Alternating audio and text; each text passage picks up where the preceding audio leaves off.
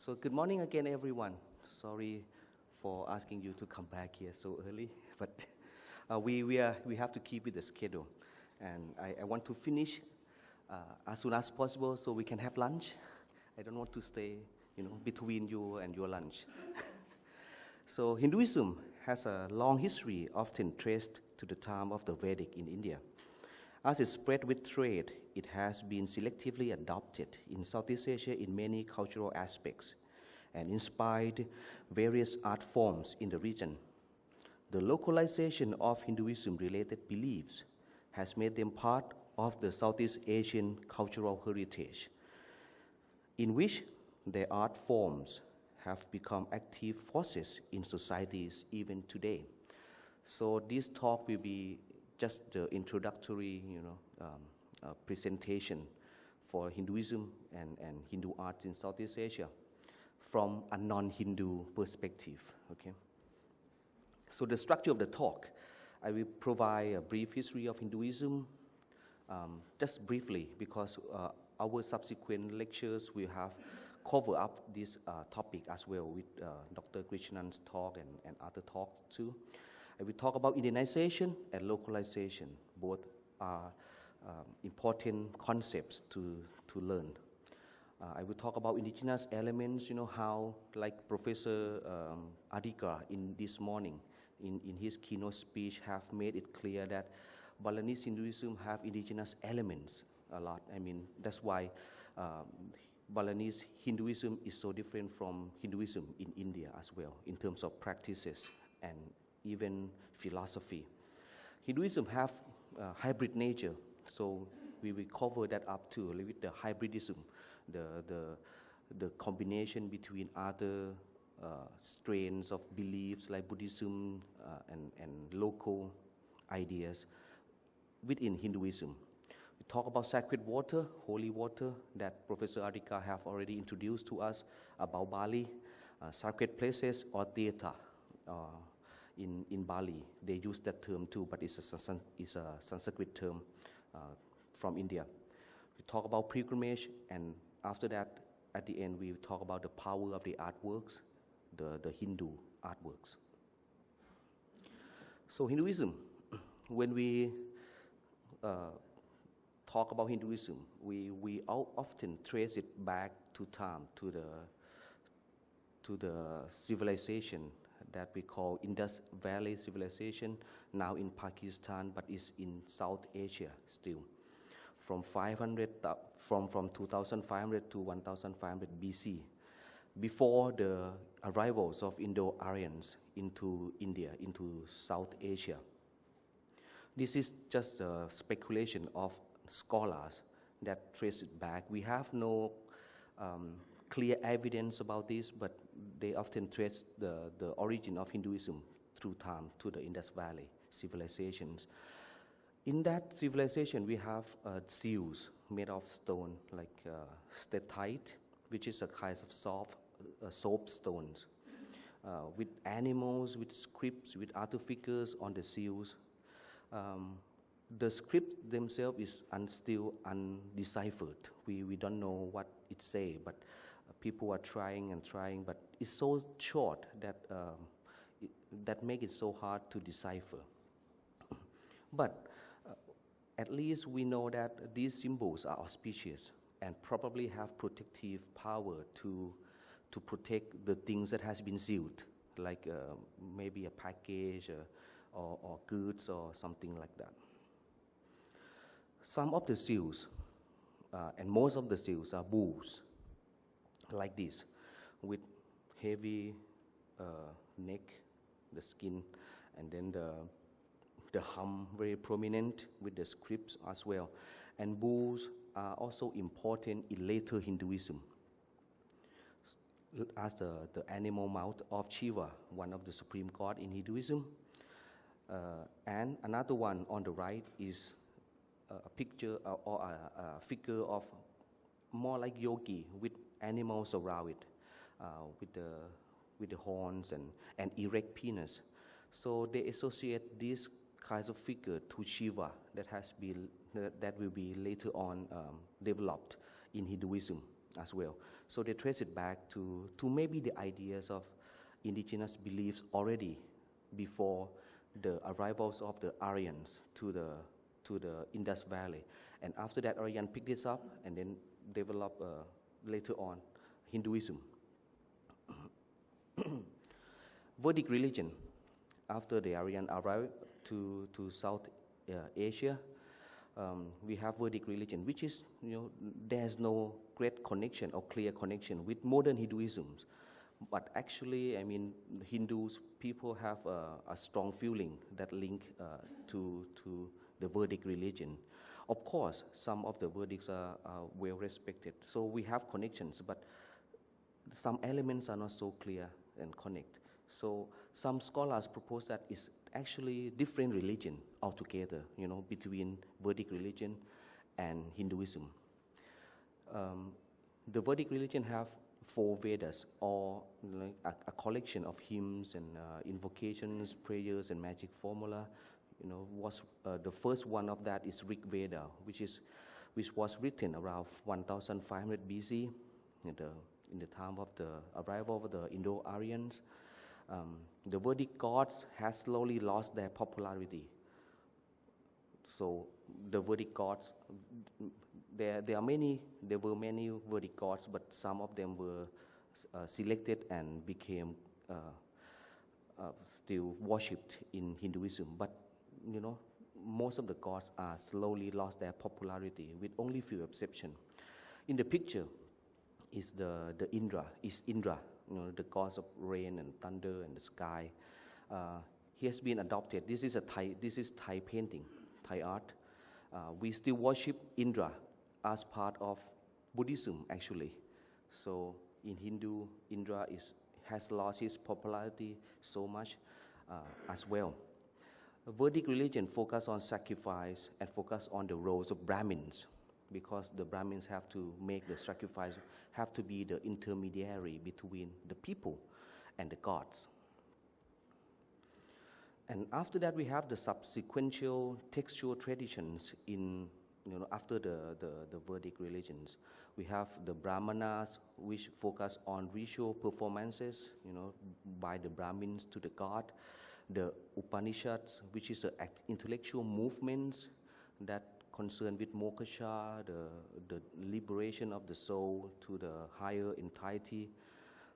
And then the Puranas, which is the legends of the gods. And then we have the epics.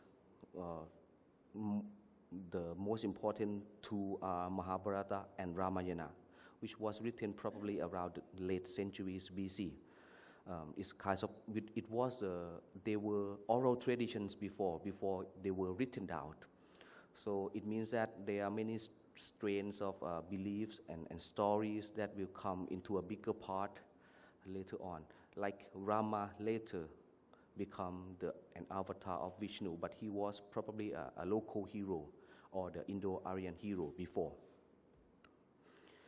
Hinduism have inputs from various stands of beliefs, like I said before, but they still remain, one thing that has always remained is the centrality of the gods.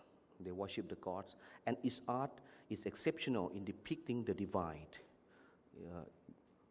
So in this picture is from Ellora caves, from probably around the 6th century.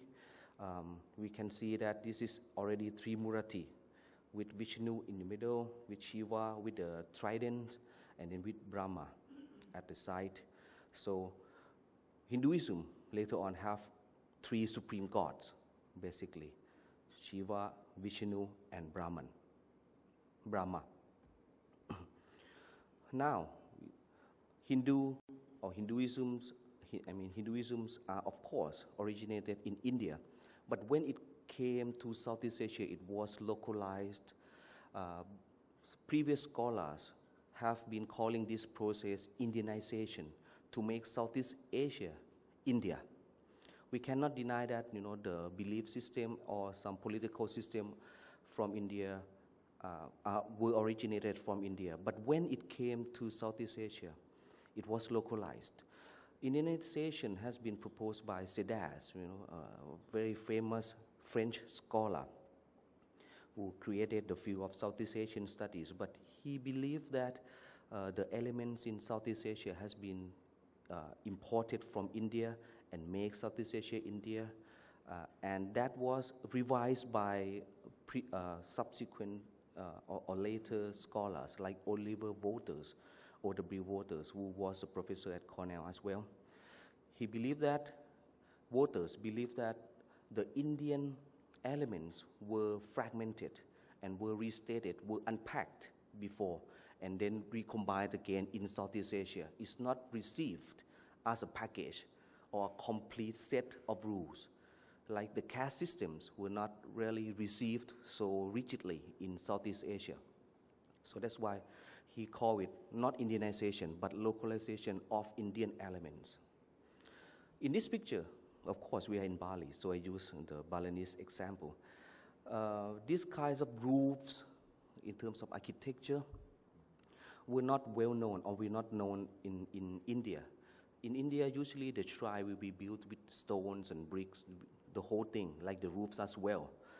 But we have a few exceptions in India that the shrine, house the god, would cover up with thatch roof or with leaves and things like this. But in India, but in Bali, this is the local elements that has been fused with the Indian beliefs, Indian shrines or Hindu shrines later on.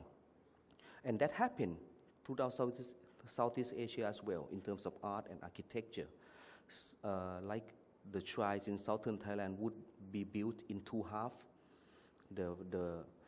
The lower half would be built with stones and bricks, and the upper part would be always built with thatch roof and wooden superstructures, which is so rare in India itself.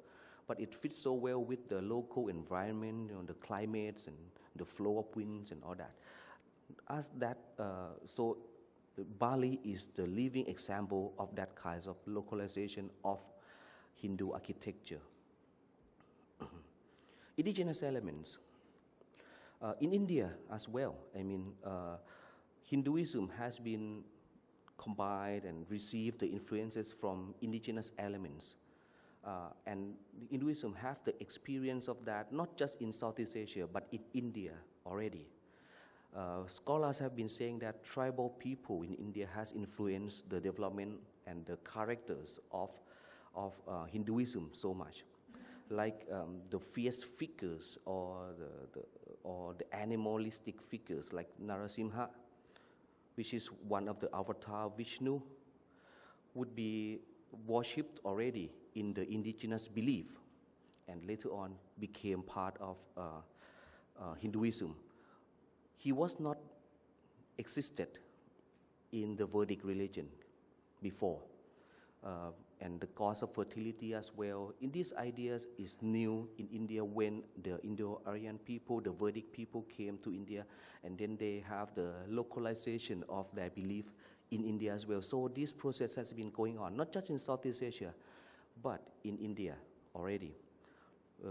The focus on animals, the focus on the fierce figures, the focus on the blood sacrifice would be tribal even in India too, and that kinds of in localization has taken place probably, have a foundation since the Indus Valley civilization, like I said before, and the focus on the fertility will come after. When the Vedic people came to South India and to the vast plains of Ganga and agricultural lands. Indo-Aryans were nomadic before. Narasimha was already also depicted in the Khmer art too, but you can see that the figure is so different, It's so idealistic, it's so stylish, it's not realistic. It's not realistically depicted with very designs and beautiful florals, decorations. So this is part of the localization of artwork as well. That's why Khmer art, charm art, or Thai art don't look like the Indian prototypes. That's how we conceptualize it as a process of localization with indigenous elements combined together. Why Hinduism was so well received in Southeast Asia? Paul Moos, one of the French scholars again, proposed that because they live in the same geography, we call it monsoon Asia. Geography is so important in the development of history in this region. South Asia, Southeast Asia, and Southern China all together living in the one big geography. We call it monsoon Asia, which monsoon winds coming, from the southeast, from the southwest, flowing in the seasonal rhythms, bringing rains to this country, and this country would focus on agriculture, fertilities, water, which is not so much important for the people in Central Asia, where the Aryan came from. So you can see that the geography is connecting the whole region together. And of course, not just the same geography, but they have the trade routes from one another as well, the sea routes and the overland routes from India to Southeast Asia to South China and back, vice versa, the other way around as well. Paul Moos, using his ethnographic data in 1930s to help restore the past cultures that have been subordinated or submerged by the Brahmanical importation. He believed that in ancient times, a certain relative unity of culture throughout an extensive zone in which India, Indochina, Indonesia, Pacific Islands, French, and doubtless Southern China are all united, to be united. United by land masses, united by seas, prevailing winds, which is the monsoon winds. They share timing in life. They share agriculture, way of life. They share trade, similar tropical environment. Wherever sea lanes establish communication, it is reasonable to expect a cultural unity. There was a network of cults throughout monsoon Asia, Paul Moos suggested. He called it a monsoon religion. He called it Earth God. A spirit of a community is an abstract and highly developed idea and forms. The earth itself, for the earth god, is embody a sacred site or object, stone or sacrifice. It was the center of the sacrifice. It responded to the prayers of the community. And the chief will serve as priest and was close to the spirit, embodying it on ritual occasions. And this earth god later became Shiva in Hinduism as well. Earth god is the divinization of the energies of the soil. It's by presence, it's elaborated belief, it's not just primitive belief, but it's quite elaborated with abstract forms as well.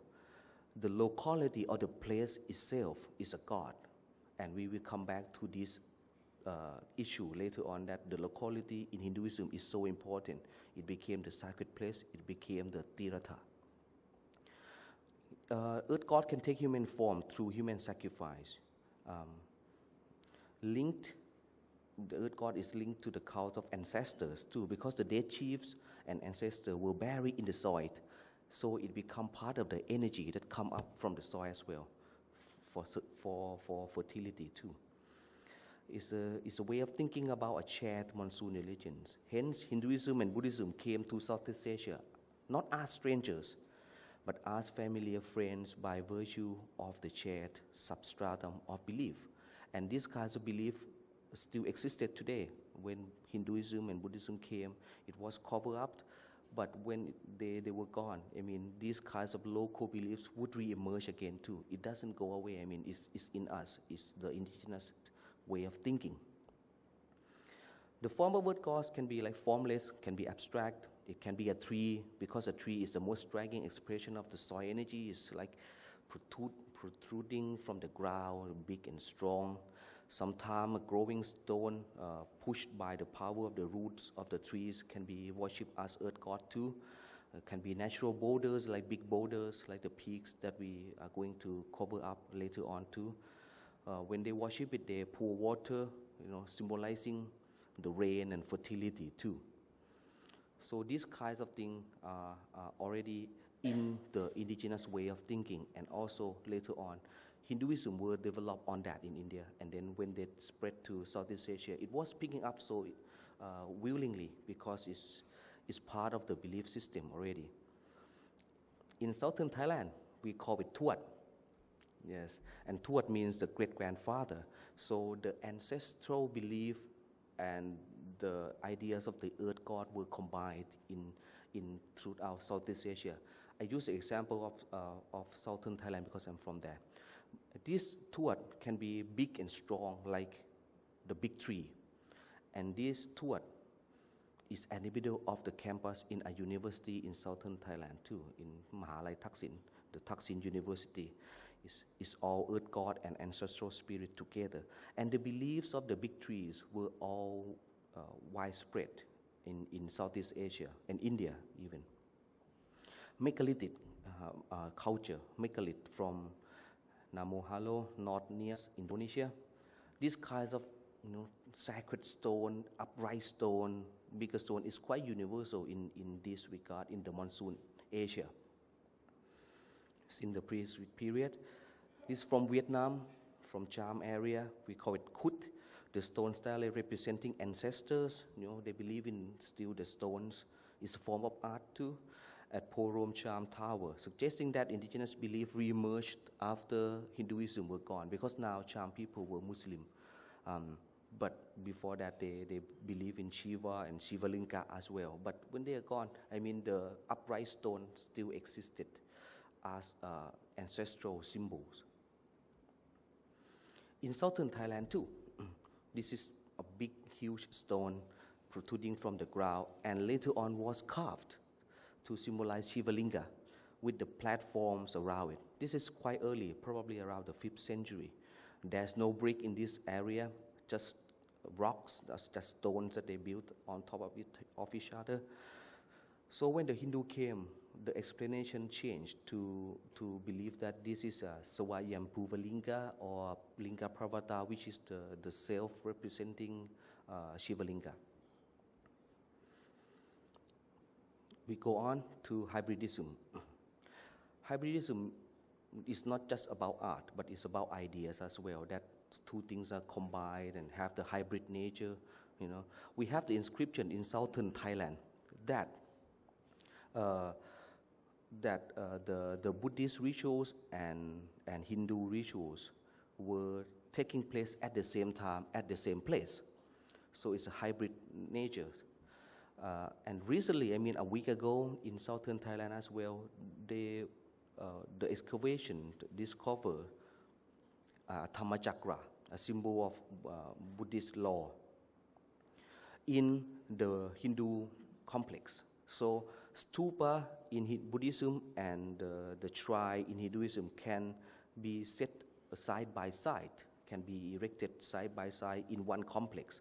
So these kinds of hybrid natures of ritual practices, architectures, art are so well known. We have the examples of the first prototypes of the Buddhist deities and Hindu deities side by side too.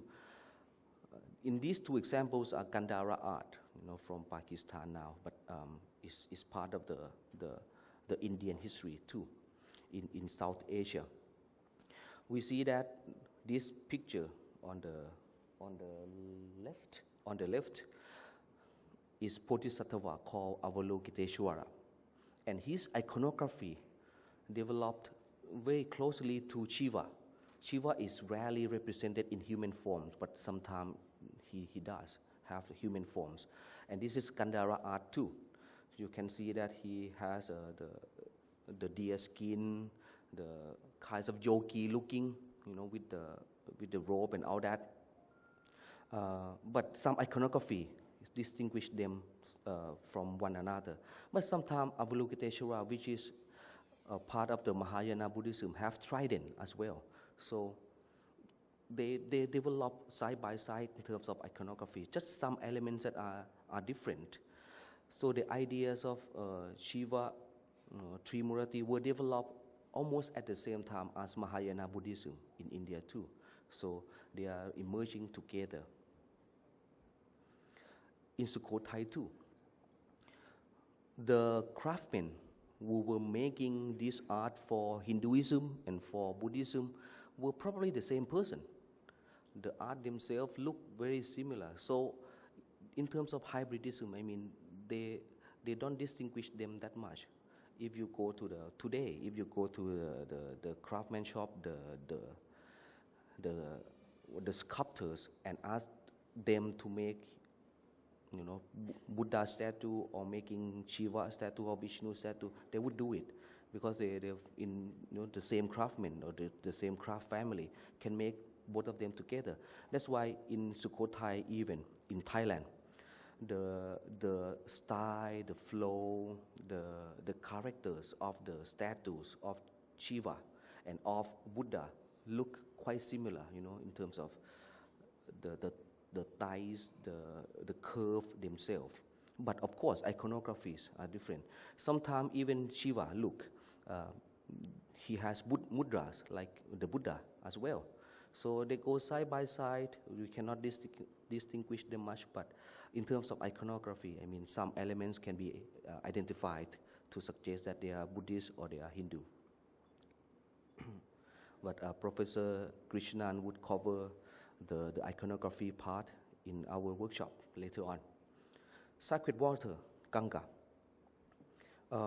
Hinduism have a very strong character with the worship of water or sacred water.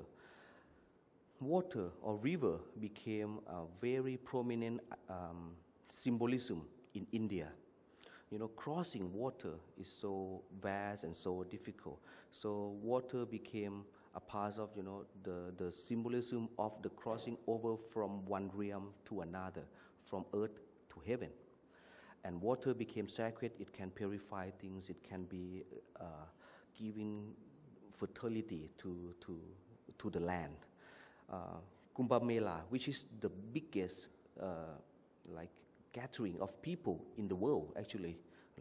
Millions and millions of people came to Banaras or Varanasi in Thai to worship Ganga, the water of Ganga.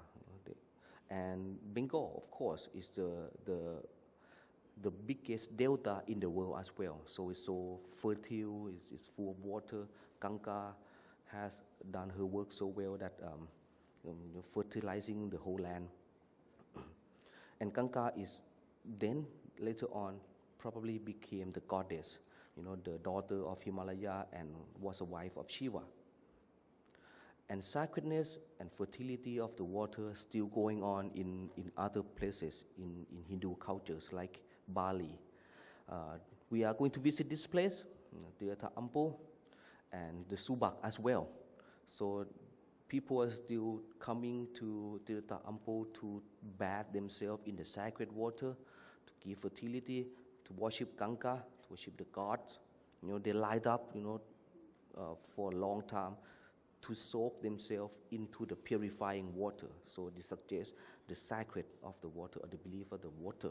In Subak as well, the whole system of Subak was fed by the running waters from streams. So the Ganga or the sacred water became part of the agricultural life that they have to manage, that they have to worship. They have the shrines to worship the sacred water coming. And the ideas of land or earth or mountain and water has been taken up in Java as well in the puppetry culture. They call it Kayon Brumbagan, which means tree and pond. So it's symbolizing the earth, the mountain, and the pond in terms of in the form of trees, like they worship the tree of life as well. It was shown in the wayang or the puppet culture. Scholars have been saying that is this idea of Bayon Kayon, Bumagan, were associated with the idea of Linga and Yoni, symbols of fertility and prosperity of earth. And they were reflected in the inscriptions and chronicles and the Wayang ritual as well.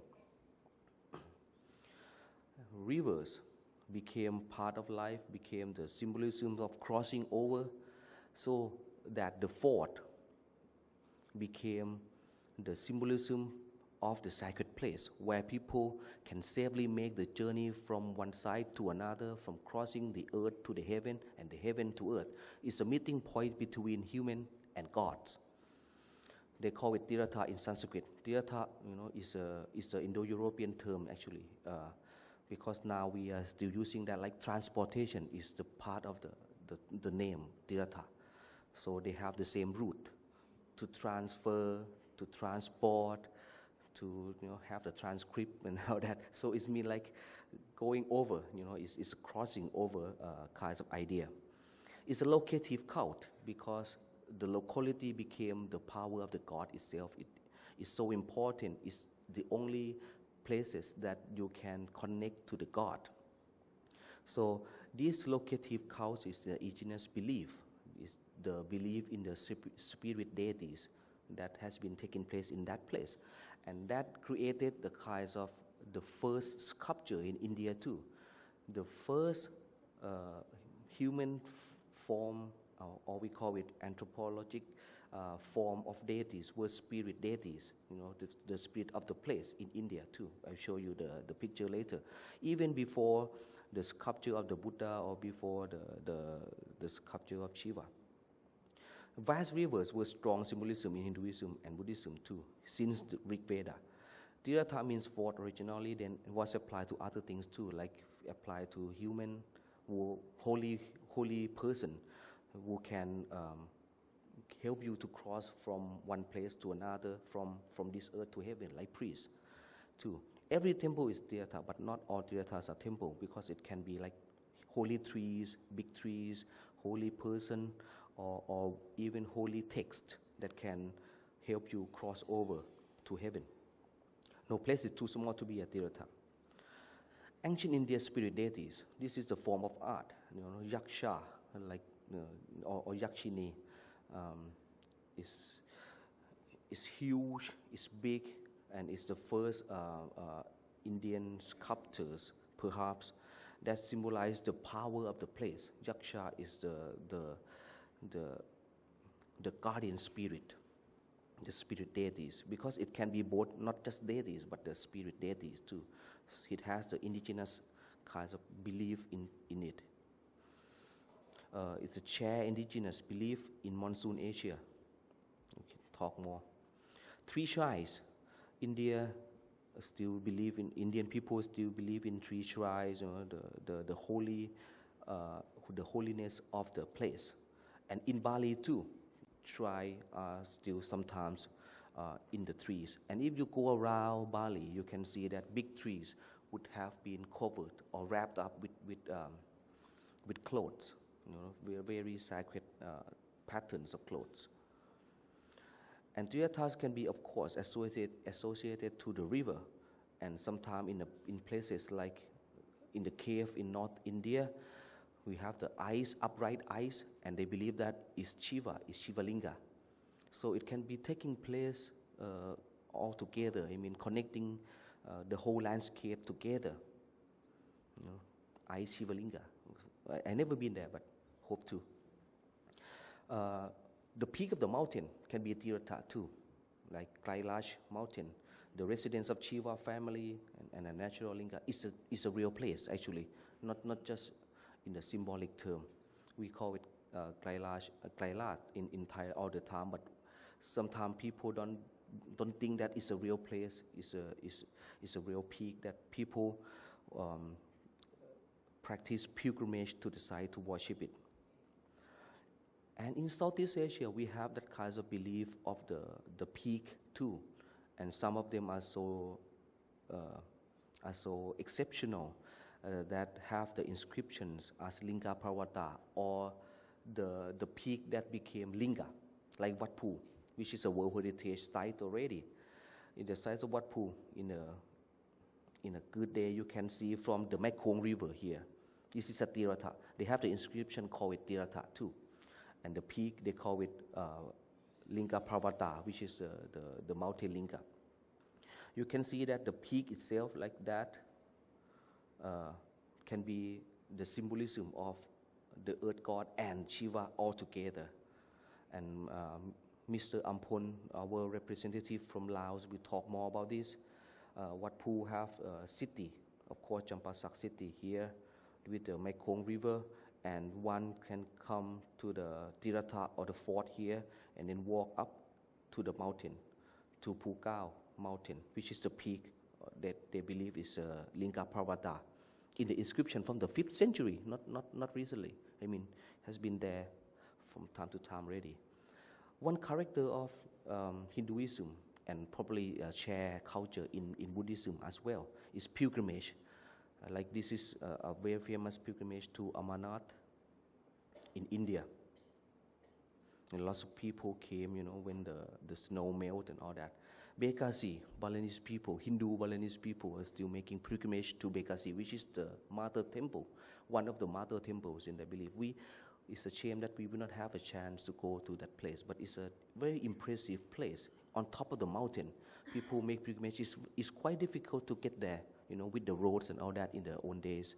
But it's a very important temple because they believe that it's a source of the sacred water that flow down to the sea, fertilizing the whole land, the sacred landscape. Buddhism have the pilgrimage too. It's kind of hybridism. Now this is from Lumbini, which is the birthplace of the Buddha, they believe. And they have the excavation.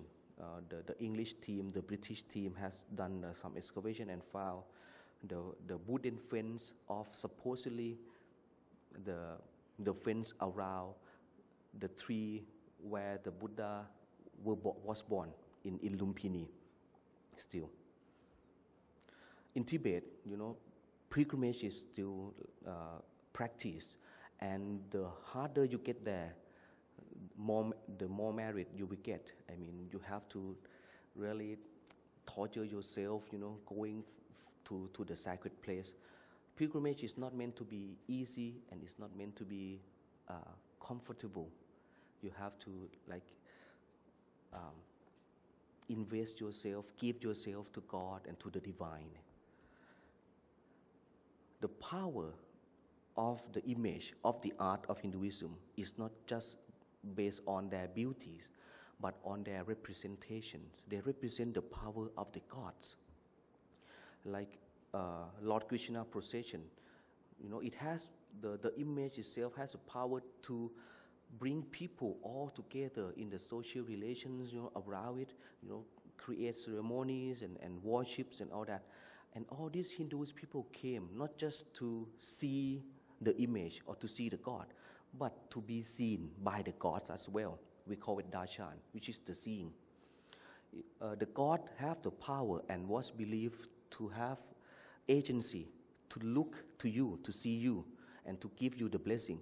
So to see the god is to get the blessing from him or from her by being seen by the image. So that's why I think it's a good way to look at artworks in Southeast Asia too. Not just to look at the iconography, but to look at the social context around it. Why is it so important? Why is it worshipped? Why does it have power? Artwork is not what they are, but what they do, actually. They have the agency, they have the power to do things. And in Buddhism too, because most of the time Thai people don't believe that Buddha can see, but actually we have the eye-opening ceremonies. When we created the Buddha image, you have to open his eyes. We have to host a ceremony so he can see you, so he can give you the blessing. In Thailand too, the high monks would have to go up to the crane, like in the picture, to open his eyes of the Buddha. The power of Hindu artworks, the efficacy came from two sources. This is from Alfred Gale, which is a bit of the concept. because one is from their physical qualities, like the complex appearance, the delicacy, the sophisticated technology, invested to making them. And two, their representation. They represent gods or they represent ancestors. In the Hindu sense, it's the gods. This is the picture of the Ganesha from Central World. I mean, in front of the huge mall in Bangkok. And Ganesha was worshipped so much in Thailand as a god of knowledge. Not so much of wealth, but in India, he was so famous for wealth. I mean, he gave prosperity to the people. But in Thailand, and probably in Indonesia too, he was a cause of arts. He was a cause of creation, of artistic creation. So artwork has functions, like I said before. It has a social functions, like the Balinese shrines, again, Hindu Balinese shrines. It was filled, like Professor Adhika was saying, that it was filled with the ancestral beliefs. And they have a special kind of shrine. They call it ancestral shrine within the boundary of the village or the boundary of the family houses. Ancestral shrine is a waypoint for souls to ascend to the heaven and descend down to earth through its deposit box. So it's not just to worship, but it has function. Without it,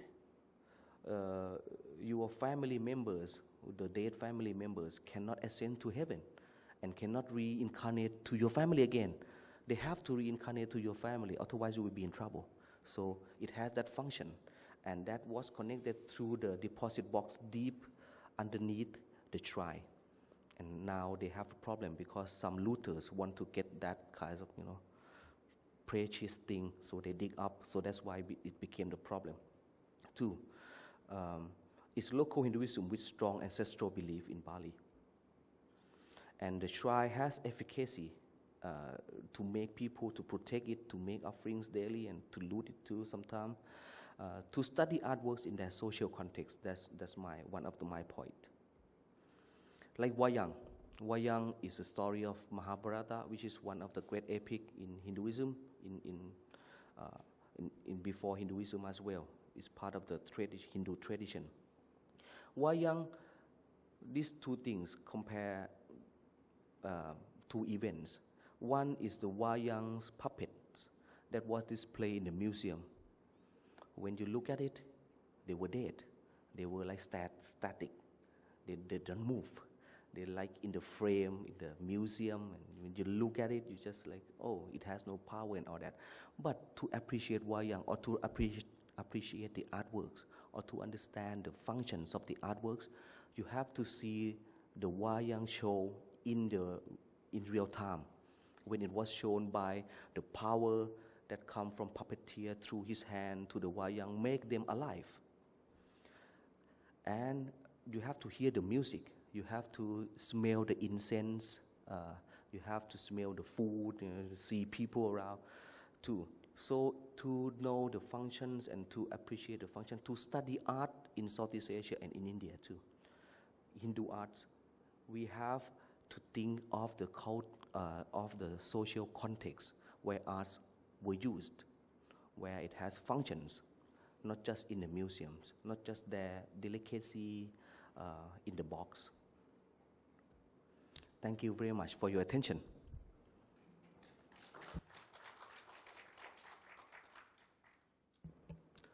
I forgot to mention that this is Angkor Wat, which is probably the biggest Hindu temple in Southeast Asia. Prambanan maybe, the two things go side by side. Thank you, Ajahn Sam. And so now we're going to have a Q&A session. So if you have any questions, you can raise your hand.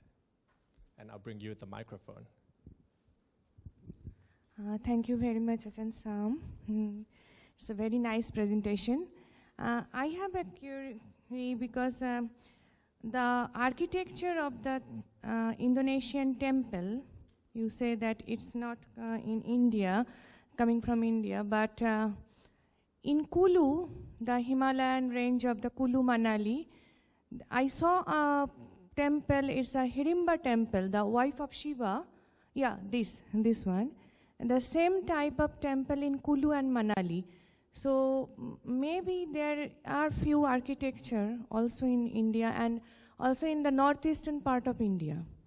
They make this type of home. Okay, so maybe not temple, but home in northeastern part of India. But if you, I remember that one temple in Kulu, there is a same type of temple, but maybe their woodwork is different. So is there any connection?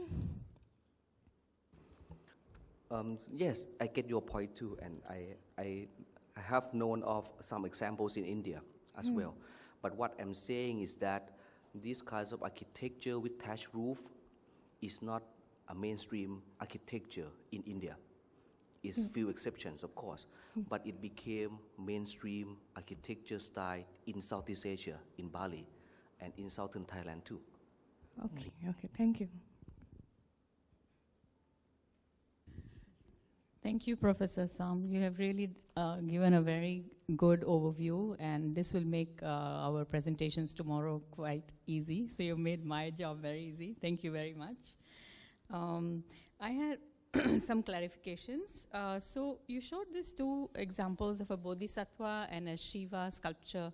Maybe you can go back to that slide and tell us where they are from. Yes. And there's another question regarding the popularity of Ganesha in Thailand.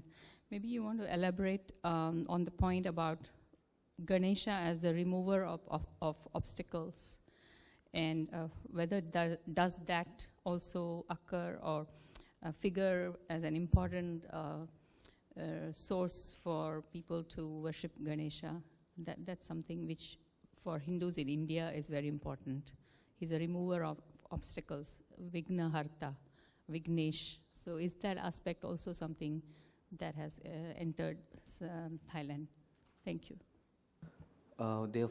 Both of them are from Kandara. I don't know exactly what is the size, but from that area, Kandara. And period? Around about? Around about Fourth, third century? Third century, yes. Third century. Yes. Okay, thank you.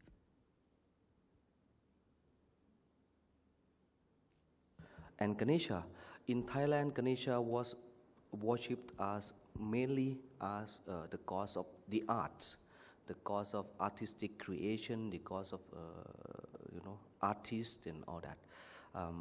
But he also have the power to overcome the obstacles and give you wealth as well. But that functions were not so mainstream compared to his function as a cause of arts in Thailand. Like Fine Arts Department in Thailand would have this symbol. My university, as Silapakon University, the Fine Arts University, have this symbol, and so on and so forth. So the government of the Thai royal government would, receive it as the symbol of the arts. But what I understand in India, the situation is quite different. People in Gujarat and other places would worship Ganesha as the cause of wealth and cause of overcoming the obstacles.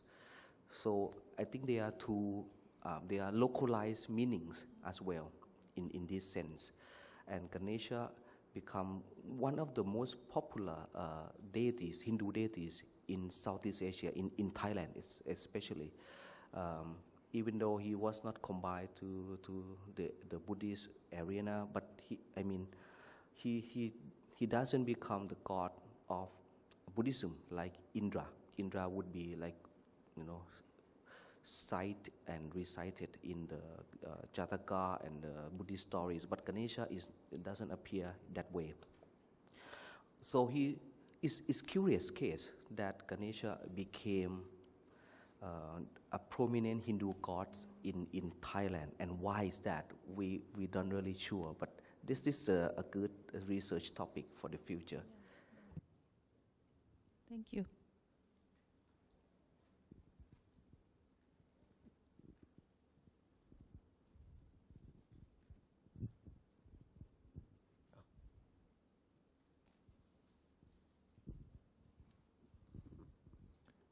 Hi, Prof. Thanks for the enlightening presentation. I'm just wondering, right, water seems to be an important element in terms of Hinduism and also local context of Bali. But what about fire? Because fire is also important in Indian rituals. We usually start the ritual by fire, lighting a light or something. But in terms of, I'm not sure, in terms of Balinese context, how significant it is, or even in terms of Southeast Asia, like Thai or Cambodia, how significant is Agni? Thank you. I will answer you about the context in Thailand, but maybe for Balinese, maybe Professor Windia can can help enlighten that later on, because I'm not a specialist in Balinese Hinduism. But fire, of course, sacrificial fire was believed in the Vedic religion, practiced with Agni, which is one of the most important god in the Vedic religion. But later on, he lost popularity, right, in modern Hinduism. But from time to time, he was invoked, referred to by the Hindus in some certain rituals, like the weddings and all that, I think. But in Thailand, I don't know about Hindu Indian communities in Thailand, but for Thai people in general, we don't use fire that much, except we light up the incense to send the smell, the smoke to the god, and then to light up the candles, but not the sacrificial fire like that.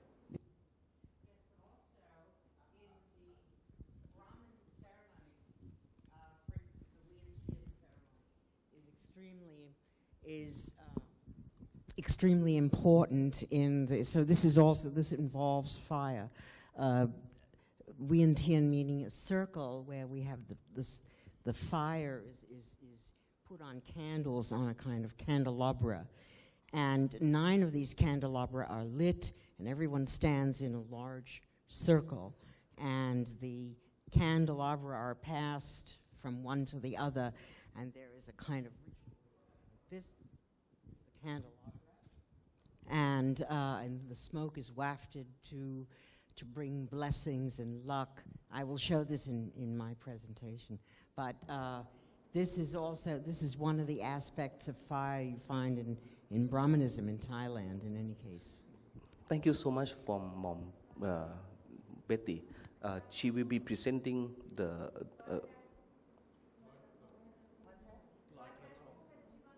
Also Loi Krathong, yes, very much so, is from, we light the candles and float, and also on the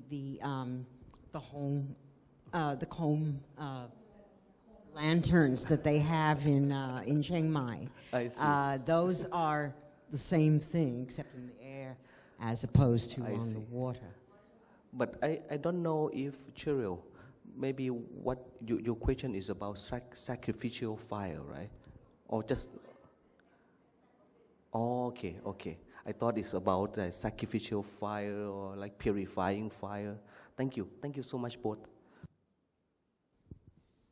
Okay, so if there's no question, then I would like to thank you, Ajahn Sam, and everyone please give him a round of applause.